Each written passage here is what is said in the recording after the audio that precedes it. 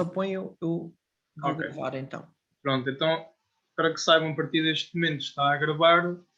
E para começar, então, Xavier, se me tem que passar à frente, ok?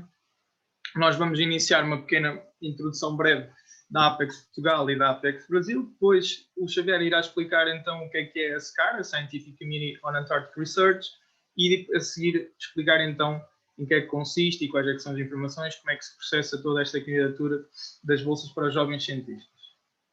Ora, a Apex Portugal, neste caso a Associação de Jovens Cientistas Portugueses, consiste numa associação feita de jovens cientistas para jovens cientistas. O nosso objetivo e o objetivo que é comum a todas as Apex que existem, porque cada país tem ou cada país que aderiu a esta associação tem a sua associação. Normalmente nós temos vários modos de quem que tem nossos objetivos. Primeiramente, normalmente nós queremos então facilitar a comunicação e a colaboração internacional entre os jovens cientistas e os seus mentores, os investigadores séniores. Queremos também oferecer oportunidades de desenvolvimento de carreira, que é um dos factos que estamos aqui a tentar fazer hoje, e também promover a educação científica e muitas atividades de outreach e como parte também integrante da ciência polar. Ora, em 2021, temos aqui presente a liderança da Apex Portugal, nomeadamente na qual eu sou o presidente. É muito interessante e importante porque eu estou na Apex há cerca de 4 anos e tem sido uma experiência incrível, e ver a Apex a crescer tanto, a Apex Portugal a crescer de tal maneira, tem sido uma experiência incrível. Quero dizer que a Apex está a fazer um bom trabalho e está a conseguir-se fazer ver e a ajudar mais novos cientistas. Isto são algumas das nossas atividades. Por exemplo, temos as ciências às claras, que o nosso objetivo é resumir um artigo científico com palavras de mais fácil acesso e compreensão para o público em geral, de forma também a promover que esse público se integre na ciência.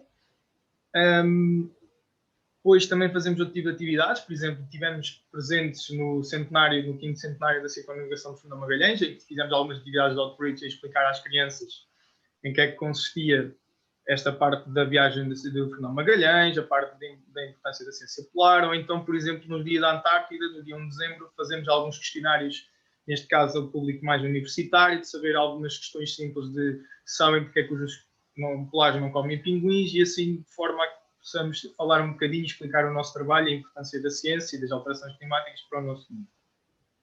Ora, também temos outras atividades muito importantes. Neste caso, que temos aqui os workshops da Apex Portugal, que se realizam anualmente. Normalmente esses workshops visam dar conhecimento aos que querem estar presentes de determinados temas. Por exemplo, o nosso último tema do ano passado, em 2020, que este workshop foi totalmente online, passou por explicar a importância da arte na ciência, perceber como é que nós podemos fazer bons posters, bons gráficos. E para o ano, no final de novembro, vamos ter o nosso também 2021, que esperamos que já volte a ser pelo menos presencial, e se calhar vamos ter uma parte mista também online para toda a gente no mundo poder também assistir. Ora, outra também parte, uma das nossas atividades também muito importantes, que passam pelas semanas polares. Sei que a Apex Brasil acabou de ter a sua semana polar aqui há pouquinho tempo. Em Portugal também realiza-se 2 vezes por ano, em março e em setembro. A nossa já foi no meio de março. E esta é uma iniciativa bastante interessante, porque tem como objetivo passarmos a criar consciência sobre as regiões polares e sobre a ciência polar nos mais novos e no público em geral. Em Portugal, esta é feita pela Apex Portugal pela PEI, pela Polar Education International, sob um programa que é a Educação para o Polar, faz parte do Programa Polar Português. E agora passo a palavra então à Graciela para explicar um bocadinho também qual o papel da Apex Brasil na ciência polar. Força, Graciela. Obrigada, Hugo. Bom dia, pessoal. Então, falar bem rapidamente, assim, né? A Apex Brasil, ela foi estabelecida em 2008, mas oficializada em 2013. Não é muito diferente da Apex Portugal, né? Porque a gente é Apex no Brasil, dentro da Apex Internacional, né? Pode passar. A nossa diretoria atual, a gente assumiu comigo, né, de presidente em 2020, a gente vai até 2022. E a nossa atual gestão é composta aí de 19 membros de diversas áreas, tanto da ciência política, ciência humana, ciências biológicas, das mais diversas áreas do Brasil. E também nós temos aí predominância de mulheres, que é engraçado, né? Geralmente, quando a gente vai para as coisas polares, geralmente predominam homens, mas na Apex isso nunca aconteceu. Mas nós temos a diretoria executiva, que é quem realiza mesmo essas funções da Apex, mas nós temos os membros participativos, que são pessoas que a gente vai convidando para participar e pegar essa parte mais burocrática.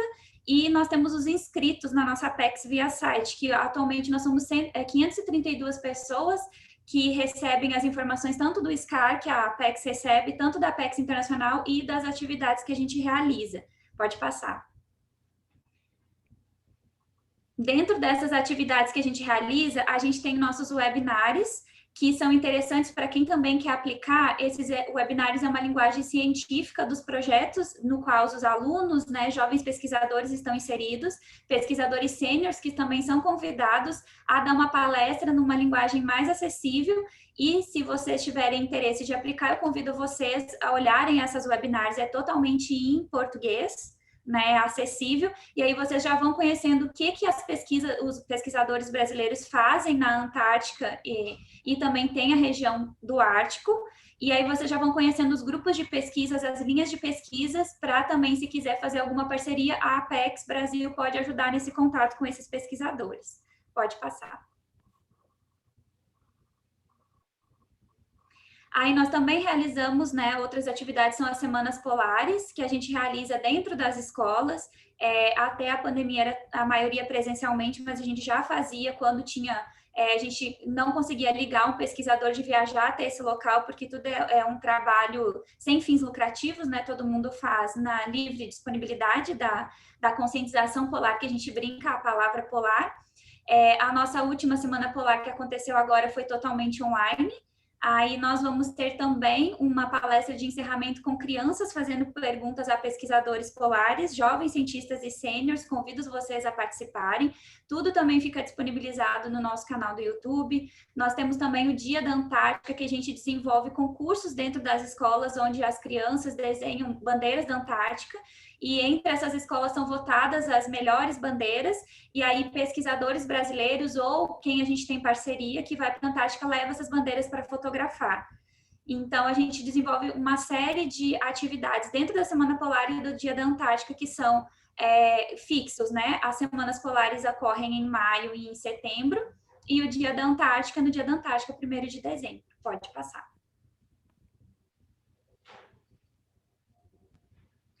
Aí nós temos também os simpósios da Apex, que ocorre a cada 2 anos, quando sai uma diretoria e entra uma diretoria, a gente se encontra e faz um encontro, que ainda sempre o professor Xavier, o Hugo participou do último, era presencial também até a pandemia, o nosso último simpósio foi totalmente online.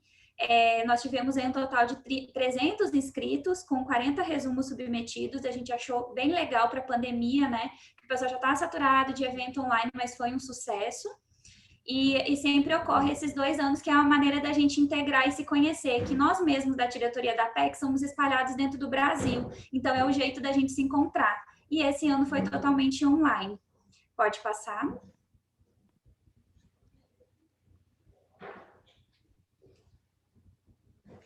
Nós temos também o nosso informativo Apex Brasil, que a gente tem 2 versões, sempre de janeiro a junho e de julho a dezembro, que é um informativo onde a gente divulga as pesquisas, convida os pesquisadores a convidar uma escrita de forma clara, uma escrita científica, de uma forma acessível para qualquer pessoa do público leigo, e também professores que desenvolvem atividades relacionadas aos polos, para escrever nesse informativo. E esse informativo é totalmente de grátis e acessível, está no nosso site, os professores utilizam como material didático na sala de aula, e eu convido vocês também que têm interesse e curiosidade de uma linguagem mais acessível, tá tudo lá no nosso site, pode passar. E nós temos, né, os nossos webinars, como eu já falei para vocês, e palestras, e que agora a gente desenvolveu uma parceria com o Programa Antártico Brasileiro, que ele teve um fomento, né, nos contribuiu com um dinheiro que a gente conseguiu tornar os nossos webinars acessíveis com linguagem de sinais brasileiras. Então, pessoas também com determinadas deficiências têm essa acessibilidade de ter a linguagem de sinais brasileiras agora em todos os nossos eventos online, até o dinheiro, né, que a gente tem desse ano conseguir pagar. Então, até o final do ano, todos os eventos que a gente tiver vai ser acessível. Acaba de salir. Oi? Está alguém que Ligou sem querer. deviam desligar, assim. Bueno, le digo. Então, a partir de agora, todos os nossos eventos online também têm essa acessibilidade. Começou a partir do simpósio. Então, a gente está conseguindo trazer também pessoas que querem desenvolver crianças e comunidade em geral, de também ter essa acessibilidade. Pode passar.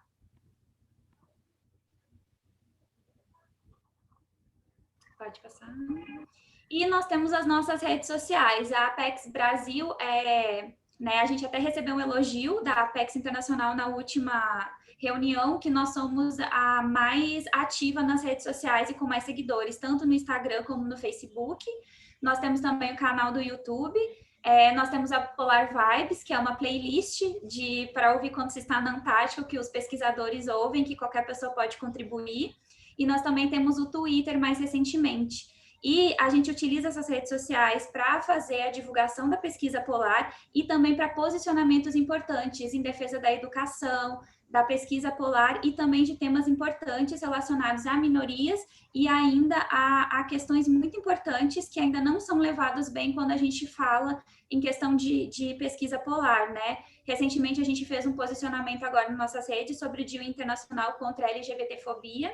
Então, a gente tenta fazer também isso, trazer para o nosso mundo polar essa inclusão de todos os âmbitos. E aí eu convido vocês também a seguir lá, a gente divulga parcerias, divulga oportunidades e tudo que está acontecendo na Apex Brasil e nas outras Apex. Pode passar? Ok. E é isso, gente. Convido vocês a seguir e visitar o nosso site para conhecer mais um pouquinho. Obrigada. Agora o professor Xavier vai falar sobre o mais importante aí. Ok, muito obrigado, Graciela, muito obrigado, Hugo. Acho que ficámos com uma ideia muito boa do que é a Apex Portugal e a Apex Brasil, mas o que eu sinto que é mais importante nestas organizações de jovens cientistas é que tens um grupo de colegas teus que estão a trabalhar para ti.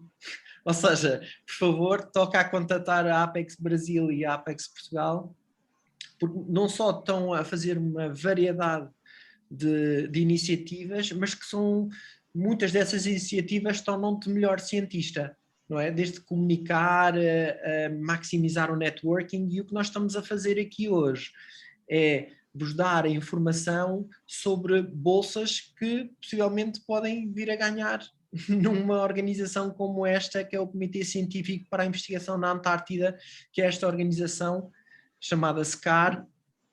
Vou explicar de uma maneira muito sucinta do que é, e que, de certa maneira, fomenta o networking, a comunicação e cooperação entre cientistas de vários países, o que é espetacular para quem trabalha na Antártida, porque se nós estamos a falar da Antártida do tamanho da Europa, de um continente gigante, se fôssemos só lá com a logística ou com os cientistas de um único país, seria muito difícil levantar grandes questões. Então, uma das melhores maneiras é ter um grupo de cientistas internacional que trabalhe de uma maneira multidisciplinar e que se possa reunir regularmente para abordar estas grandes questões científicas que precisam ser resolvidas. A SCAR é isso, reúne vários países de todo o mundo, em que reúne basicamente cientistas que querem cooperar. E tem reuniões, tem conferências, tem grupos de trabalho, tem programas científicos que nessas reuniões, nessas conferências, se reúnem e debatem então o que se está a descobrir a nível científico. Mas elas têm a SCAR, que é esta organização, vamos chamar de uma maneira mais reduzida a SCAR promove ou pretende principalmente certificar o que é que se passa na Antártica nas diferentes áreas científicas e teres vários projetos científicos e vários grupos de cientistas a trabalhar nestas diferentes áreas. E estamos a falar prioritariamente desde as áreas biológicas, físicas, geológicas, políticas, educacionais. É uma panóplia. Vão ver que a SCAR tem, desde que haja cientistas numa determinada área, elas existem e tentam promover então esta questão de networking. Mas não é só cooperar, não é só falar entre si, é também não só identificar quais são a informação que nós temos disponível sobre a Antártida, mas também perceber o que é que vamos fazer com essa informação. E muitas dessas informações, uma é projetar o que é que pode acontecer no futuro, para depois avisar a comunidade, por exemplo, política, e advém na SCAR, um dos objetivos que a SCAR tem é mesmo fornecer essa informação que seja útil para criar leis para proteger a Antártida. Por isso é que existe até um grupo dentro da SCAR que trabalha intimamente de trabalhar diretamente com o Tratado da Antártida. Então o que nós temos é uma comunidade científica que faz ciência e que tem as suas várias ramificações, mas principalmente é que são cientistas a trabalhar com cientistas. Por isso é muito vantajoso estar envolvido na SCAR.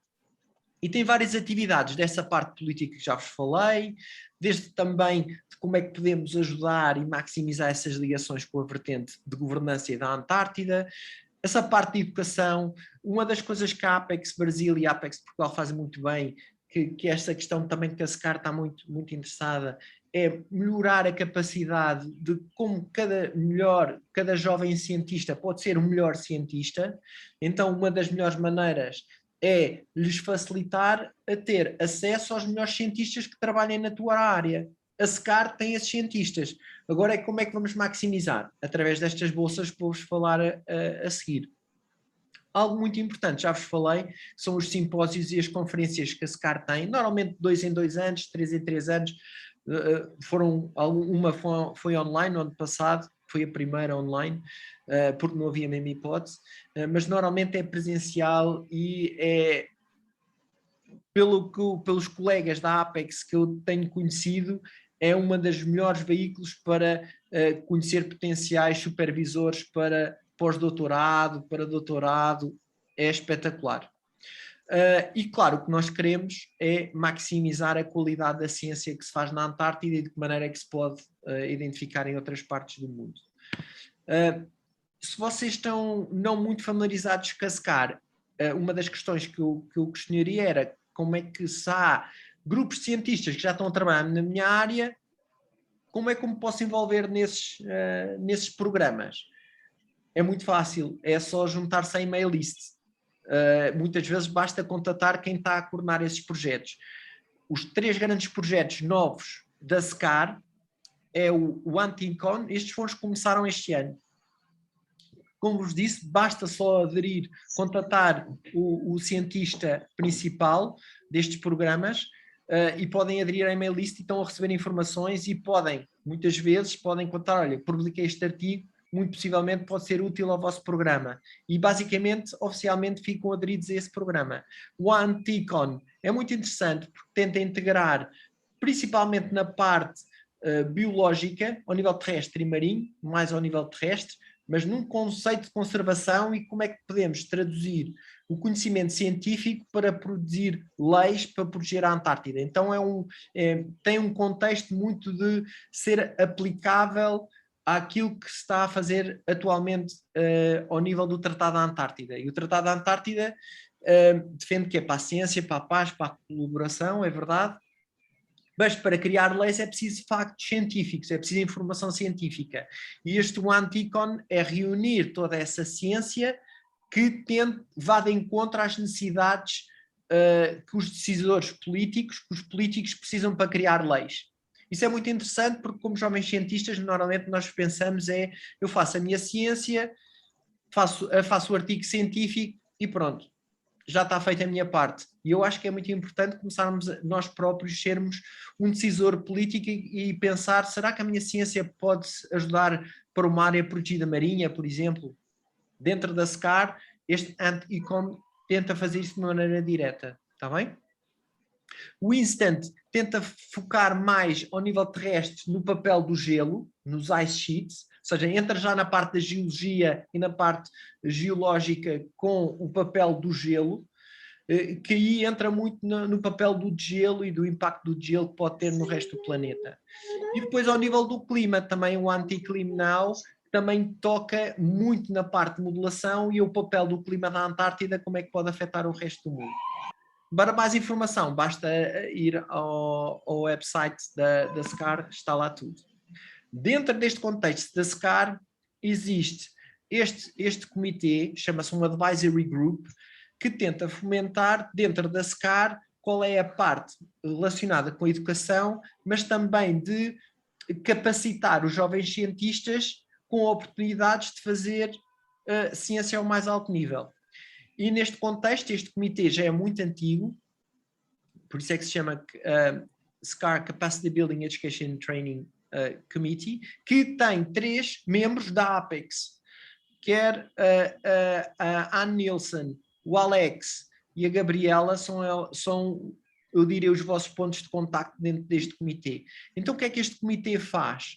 Este comitê basicamente coordena das iniciativas que faz relacionadas com a educação, quer também nessa parte de gerir as bolsas. Um dos aspectos mais importantes é mesmo reunir financiamento que se traduz em bolsas para apoiar os jovens cientistas.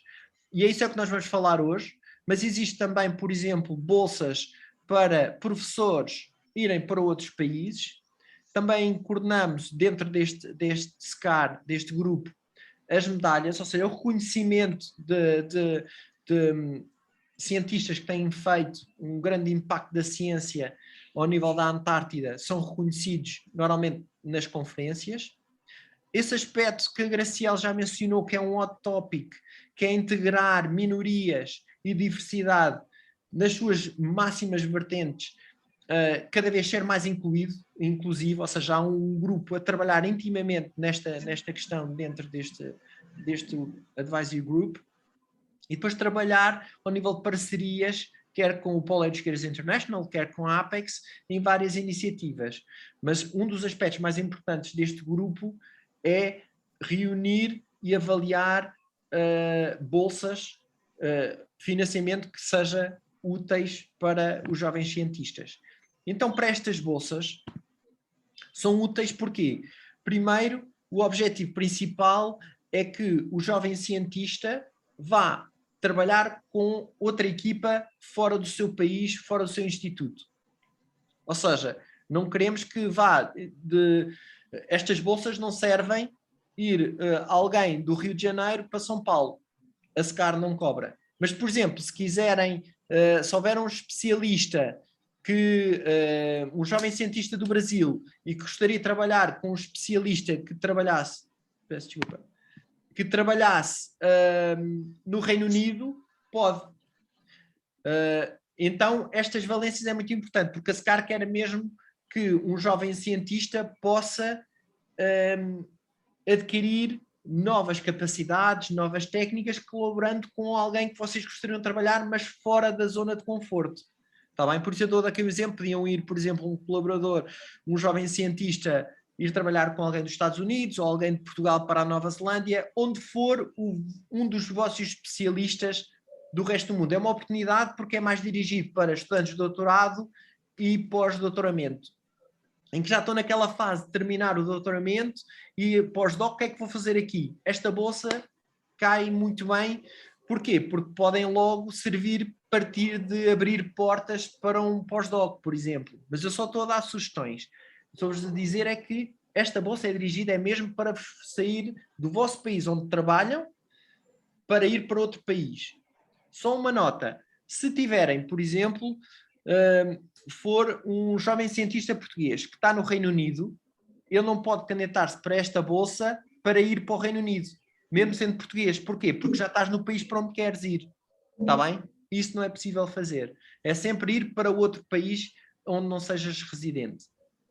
Então, tal como vos disse, é dirigido para estudantes de doutoramento ou que tenha terminado o doutoramento há menos de 5 anos. Se há casos de exceções, é só contatar a SCAR. Vão visitar, claro que tem de ser, para onde querem ir, tem de ser para um laboratório onde exista um laboratório da SCAR, ou seja, que seja um país membro da SCAR. Claro que Portugal e o Brasil mas temos uma panóplia de países, basta ir, é uma lista imensa, são mais de 30 países, por isso, se houver alguns dos melhores especialistas, cientistas da vossa área, de certeza que é um país membro da SCAR, por isso não há problema. O que é importante é que o esforço da Bolsa é que se possa cobrir os custos para se deslocar para esse país. Está bem? Tem de ser diferente do vosso país de origem e também tem de ser diferente de onde estão. Está bem? Tal como eu vos dei o exemplo.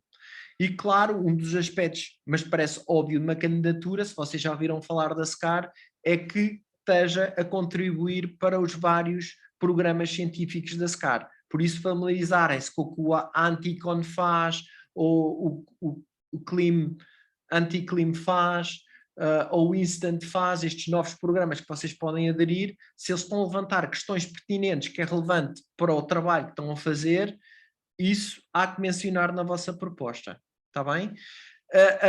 As candidaturas para este ano terminam a 30 de junho, está bem? Tem cerca de um mês. Por isso, contatar um professor noutro país em que vocês estejam interessados, fomentar essa colaboração, familiarizarem-se com o formulário, é isso que eu queria que já deveriam ou já devem estar a começar a pensar nisso. Mas também o objetivo desta palestra também é para vos abrir portas para, por exemplo, este ano se calhar não estou a pensar nisso, mas para o ano estou. Ok, vou contatar a Graciela, vou contactar o Hugo e vou ver o formulário como é que é no website da SCAR e vou ver como é que eu posso fazer a minha candidatura já pensando num determinada equipa que eu gostava de colaborar. Está bem? Qualquer dúvida, só nos contatar, o Hugo, a Graciela, ou a mim pessoalmente, ou a SCAR diretamente. Claro que tem de ser, as candidaturas são em inglês, está bem? E são atribuídas 4 a 5 por ano. Eu digitalizei basicamente os pontos-chave das candidaturas.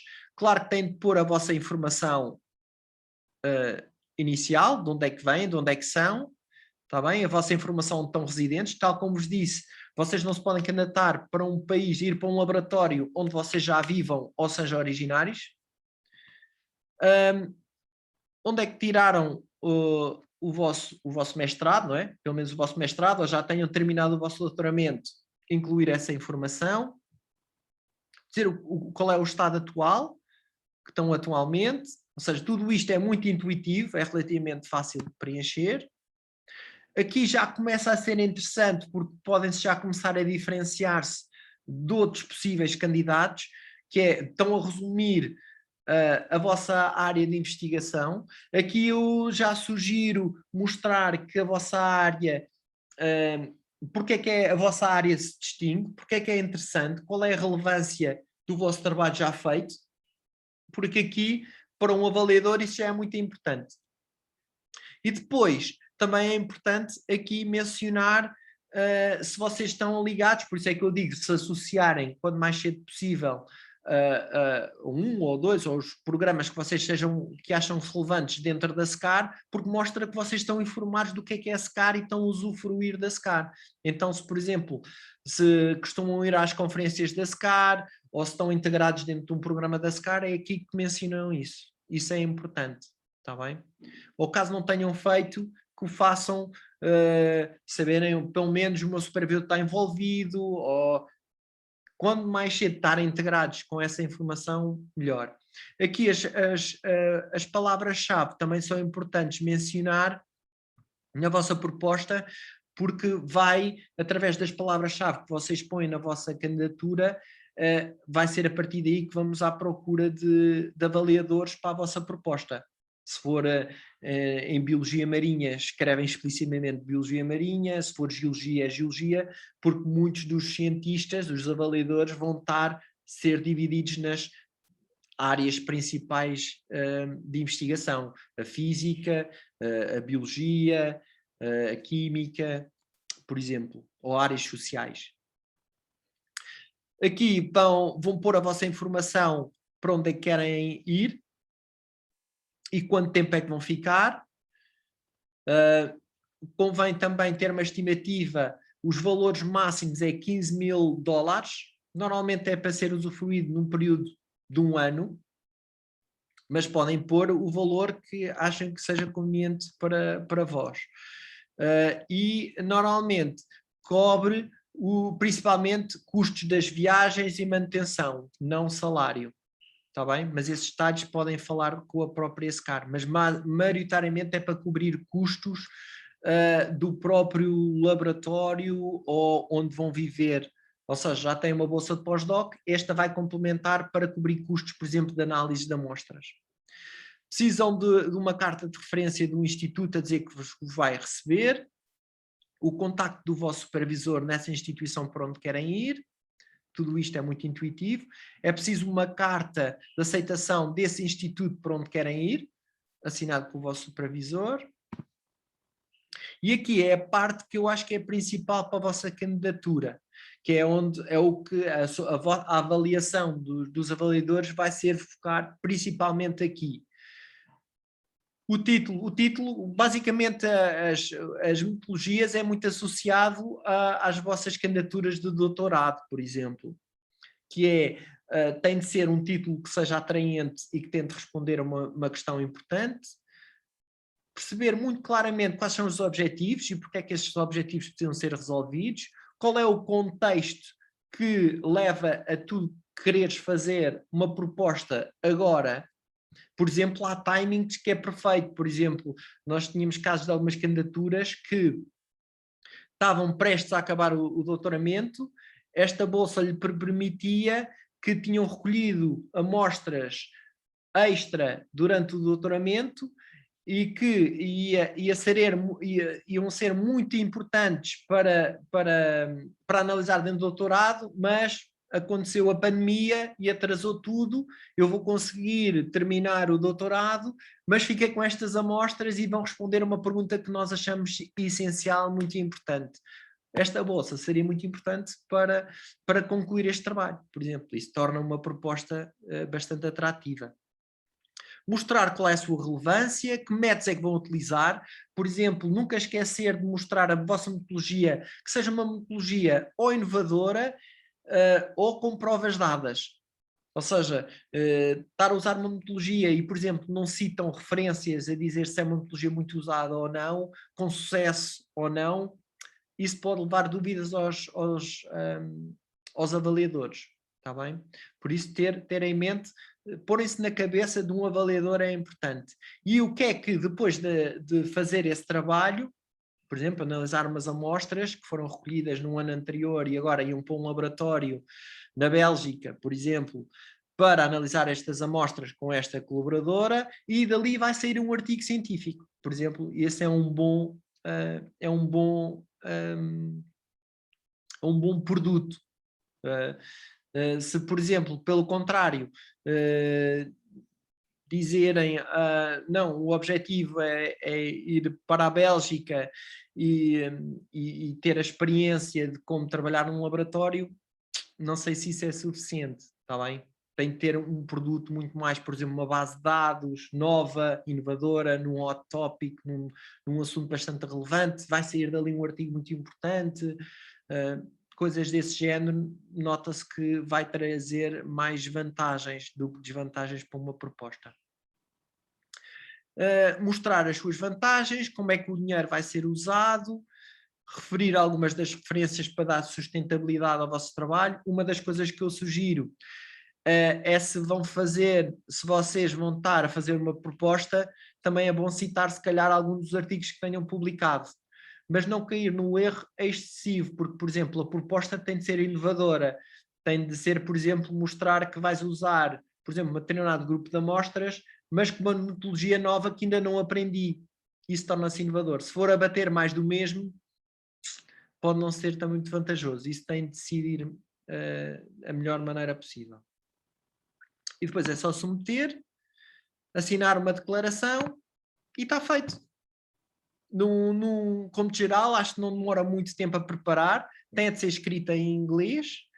É bom perceber quais são ter esse ponto de ligação, qual é o supervisor com quem é que gostariam de trabalhar noutro país, e ter estes acordos para certificar que a SCAR certifica-se que estás a dizer que vais para uma outra universidade noutro país, mas esse país já aceitou.